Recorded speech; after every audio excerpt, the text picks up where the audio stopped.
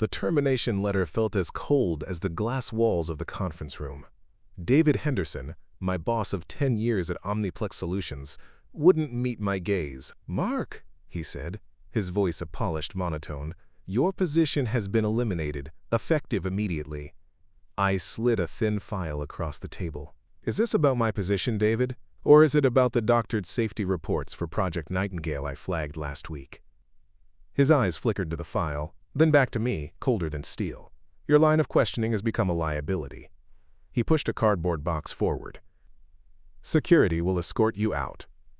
They thought a box and an escort would be the end of it. It was just the beginning. My car seemed to drive itself, not home, but to the Anchor, a dimly lit bar that held more secrets than the company I had just left. Frank Miller, my old mentor and Omniplex's former head of compliance, was nursing a whiskey in the corner booth. They'd pushed him into early retirement 2 years ago for the same sin, asking the right questions about the wrong projects. He looked up as I approached, his weary eyes missing nothing.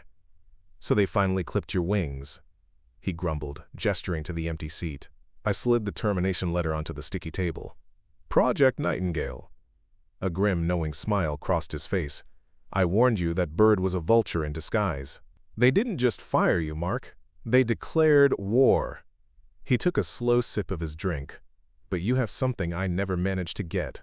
He scribbled a name on a napkin. "Eleanor Vance. She's a reporter for the Sentinel, the kind they can't scare and can't buy. Tell her everything. Tell her it's time to make them pay for what they did to people like us." People like us. Frank's words hung in the stale air, heavier than the scent of cheap whiskey. He was right. We were the ones who believed in the mission, who saw the work we did at Omniplex as a duty, not just a job. We designed systems to protect soldiers, not to line shareholder pockets. And then there was Leo. The memory hit me like a physical blow, as sharp and sudden as it was 5 years ago. Leo was my best friend, the lead field engineer on Project Cerberus.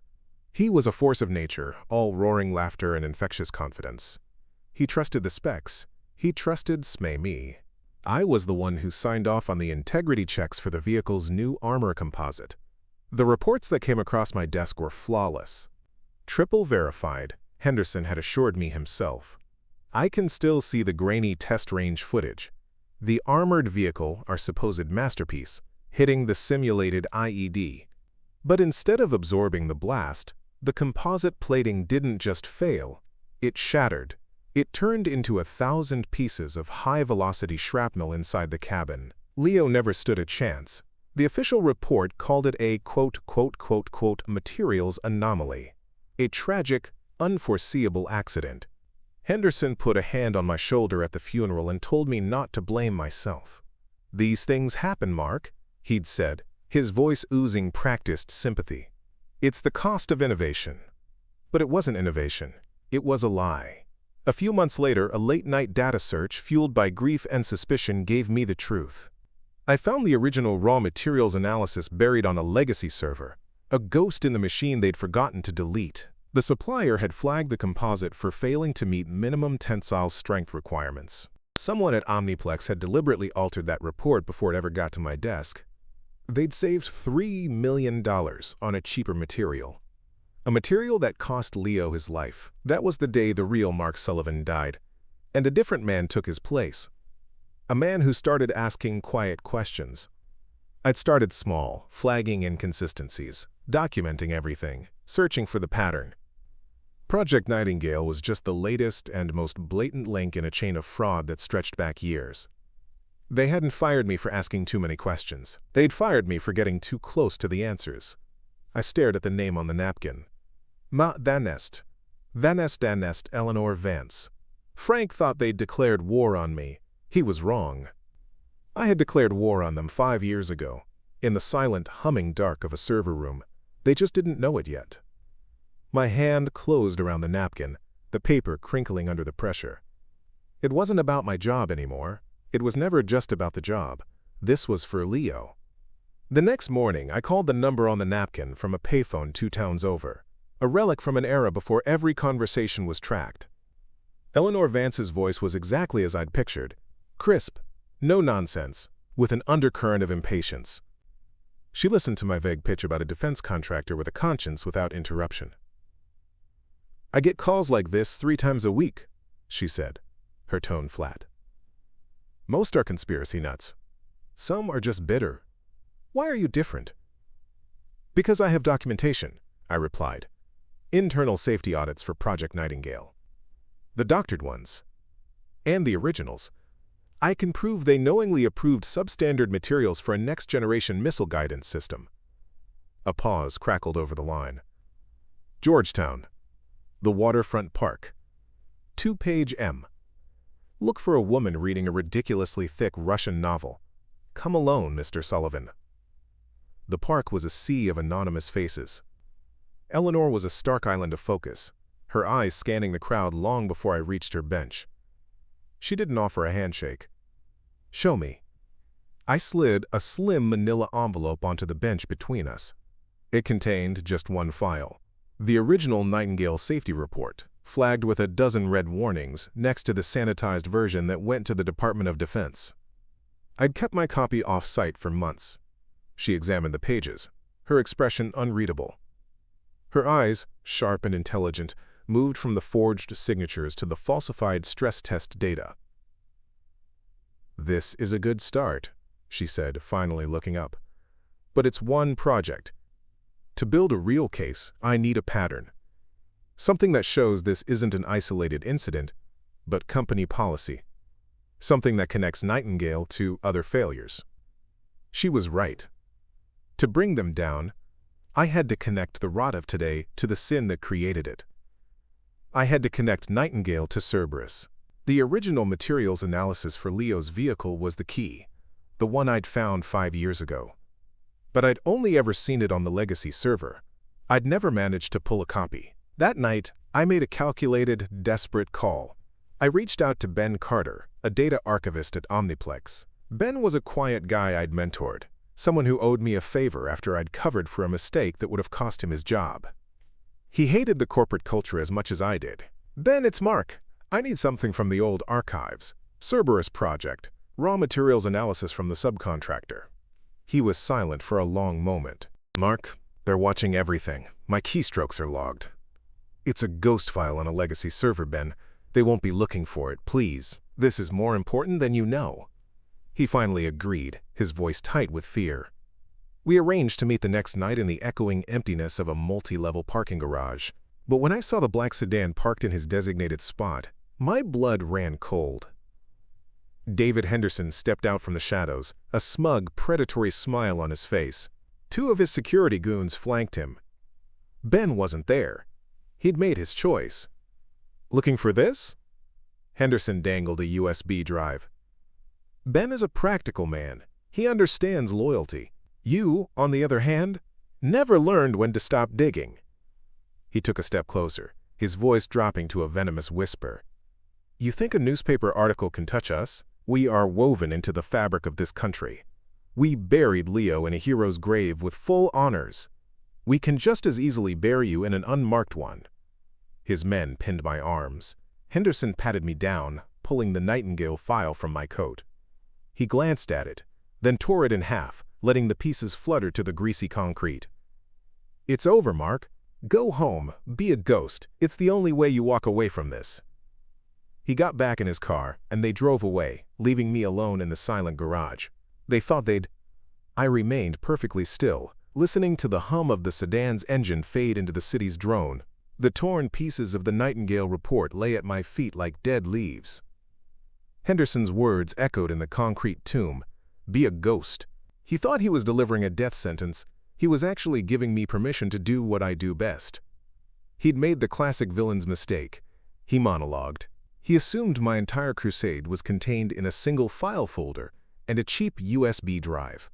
He saw a desperate man, not a patient hunter who had spent 5 years setting the perfect trap. Ben's betrayal wasn't a setback. It was the final, critical piece of the plan. I walked out of the garage and stood under the orange glow of a streetlight.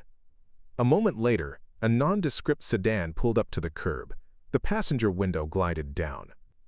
It was Eleanor Vance. Her expression was no longer unreadable. It was electric. "Did you get it?"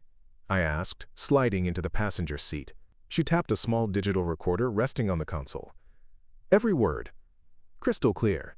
His threat about burying you, his admission about Leo, it's a prosecutor's dream. I leaned my head back against the seat, a wave of exhaustion and victory washing over me. He never questioned it. He was so arrogant, so sure he had me cornered. The USB drive? She asked. Blank, I said. A $5 decoy from a drugstore. And the file he so dramatically tore to pieces? A copy. I have 3 more, each in a different location. Eleanor turned to face me, a flicker of genuine admiration in her eyes. You knew Ben would flip. I hoped he would, I corrected her. Ben was practical, just like Henderson said. I was betting on Henderson's ego. I couldn't just hand you a file and say, trust me, this is what happened.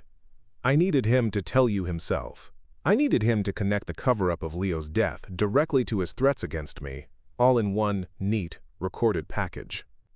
I pulled a single encrypted hard drive from a hidden pocket inside my jacket and placed it on the console next to her recorder. This is the real file, I said. It's not just Cerberus. It's everything. Every doctored report, every falsified test, every email from Henderson ordering the shortcuts. He didn't just destroy the evidence tonight. He became the evidence. Eleanor didn't start the car immediately. In the quiet hum of the electronics, the only sound was the faint ticking of the digital recorder as it cooled. She looked from the hard drive to me, then back again. 5 years you've been sitting on this, planning this? Planning isn't the right word, I said, the adrenaline starting to recede, leaving a hollow ache behind. It was more like surviving, collecting stones for a sling I wasn't sure I'd ever get to use. She finally turned the key, and the engine purred to life. Well, you've got Goliath's head in your sights now, Mark. But we have to be smart. Henderson was right about one thing. Omniplex isn't just a company. It's an institution. A story, even one with a recording this damning, can be contained. They'll call it a smear campaign. Chalk it up to a disgruntled employee. We need to do more than just publish an article. We need to light a fire inside their walls. She pulled out onto the main road, her driving as focused and efficient as her speech.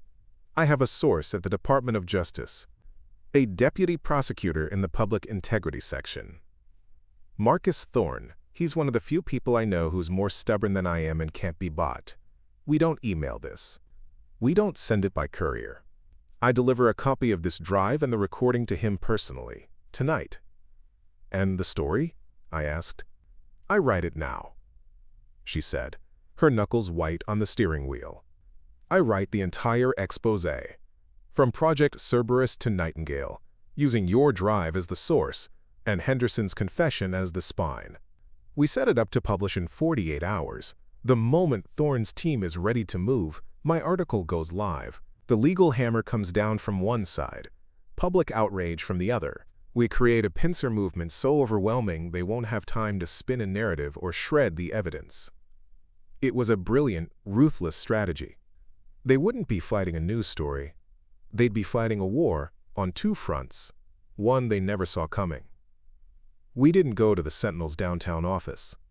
Instead, Eleanor drove to a quiet residential neighborhood, pulling into the garage of a small, unassuming bungalow. My grandfather's place, she explained, killing the engine. He passed 5 years ago. I keep it for emergencies. No company servers, no prying eyes. It's a ghost house, perfect for us. The inside smelled of old books and dust. Eleanor transformed the dining room table into a war room. Her laptop opened. She began to type, her fingers flying across the keyboard with a furious rhythm. I plugged the hard drive into a separate, air-gapped machine she provided, a device with no connection to the outside world. For the next 10 hours, we worked. I became a tour guide through a decade of Omniplex's corruption. I walked her through the labyrinthine file structures, showing her the hidden ledgers, the altered safety specs, the internal emails where Henderson and other executives openly discussed the, quote, cost-benefit analysis of using substandard parts. I showed her the original email chain for Project Cerberus, the one where they approved the cheaper composite, and the follow-up from Henderson ordering the original material analysis to be deep archived. That's corporate speak for bury it, I explained, my voice hoarse. And here, this is the payment record. $3 million saved.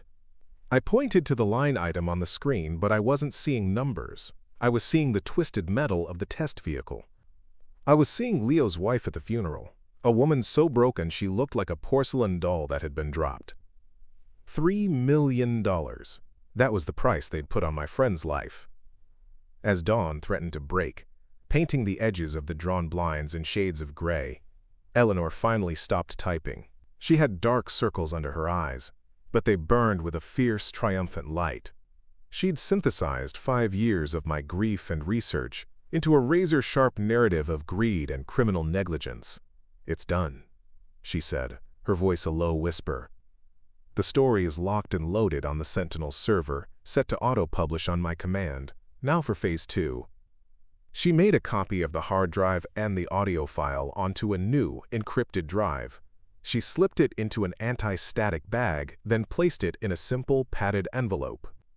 There was no grand ceremony. It felt impossibly small, this little package that held the power to ruin an empire. An hour later, we were parked a block away from a 24-hour diner.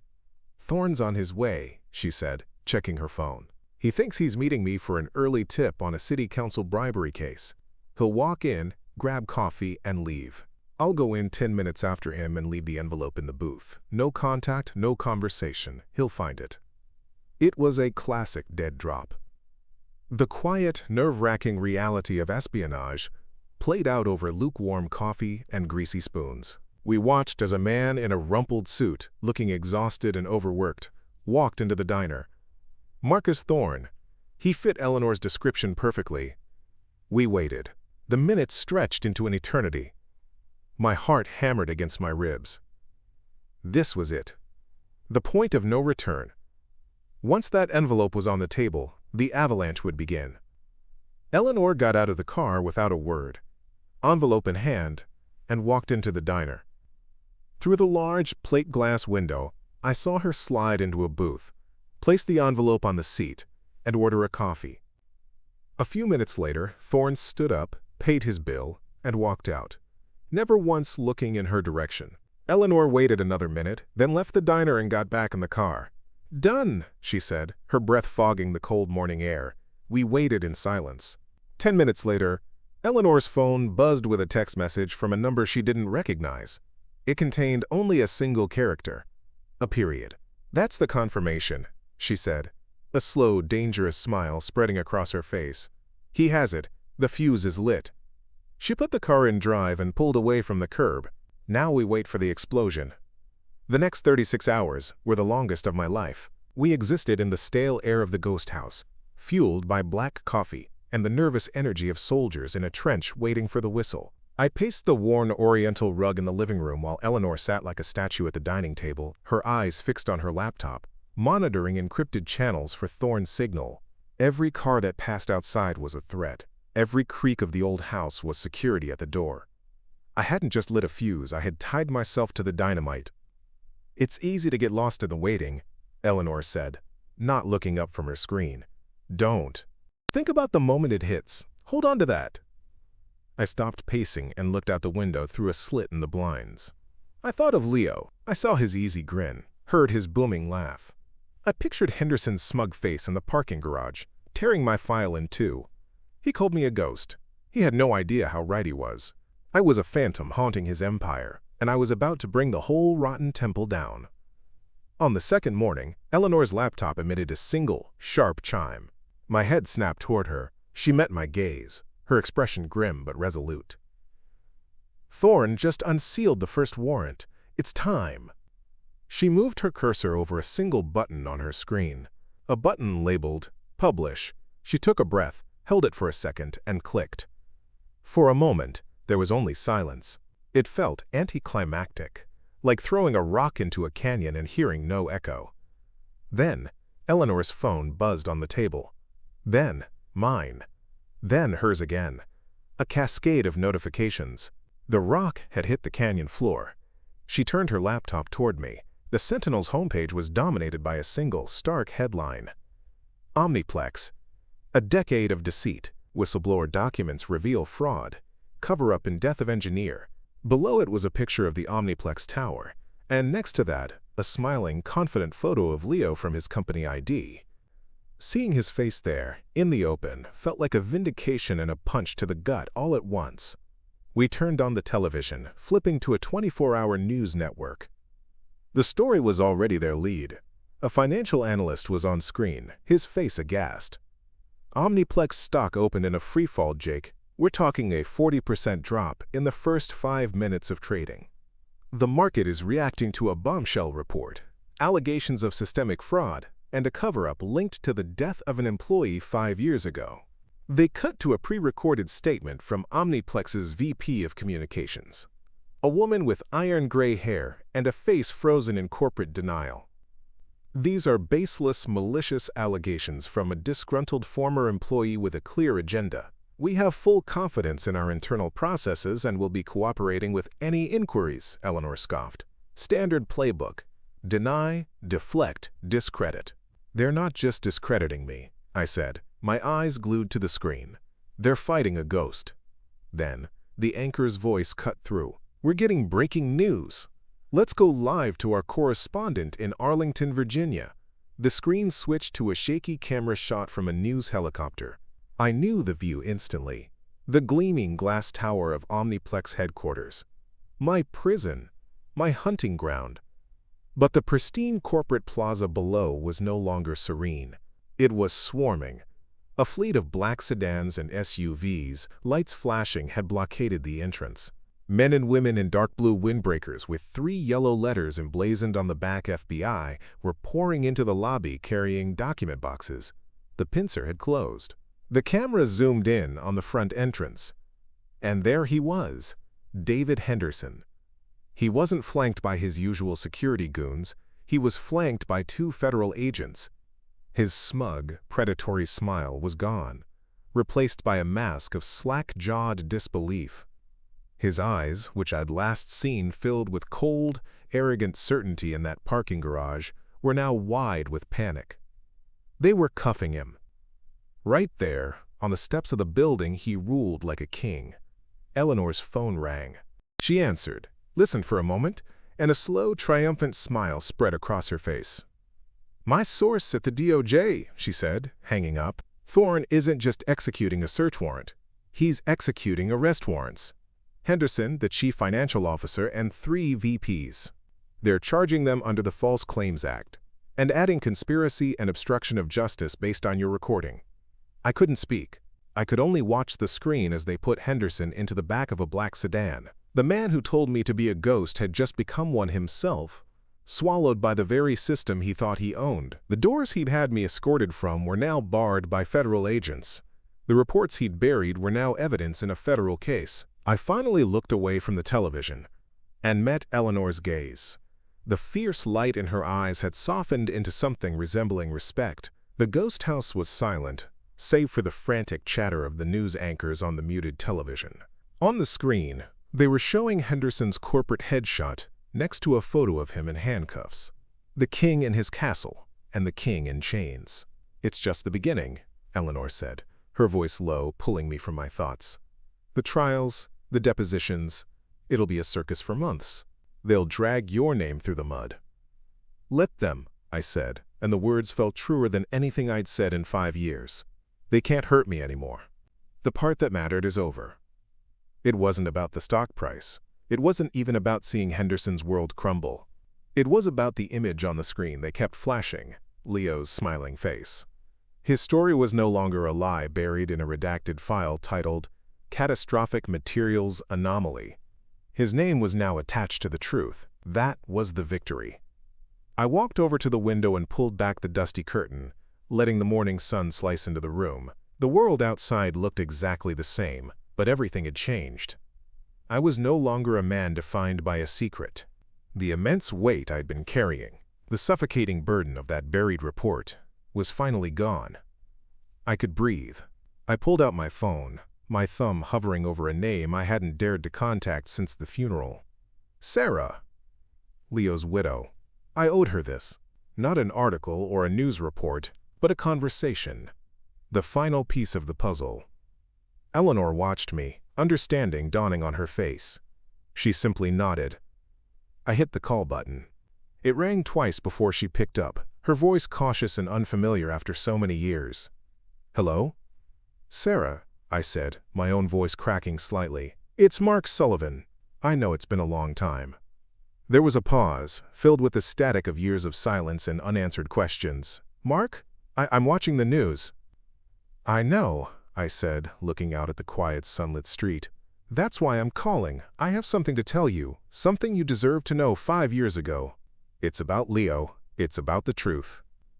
Real talk. After being fired, would you have just cut your losses and moved on? Or would you have kept digging for the truth knowing the potential risk?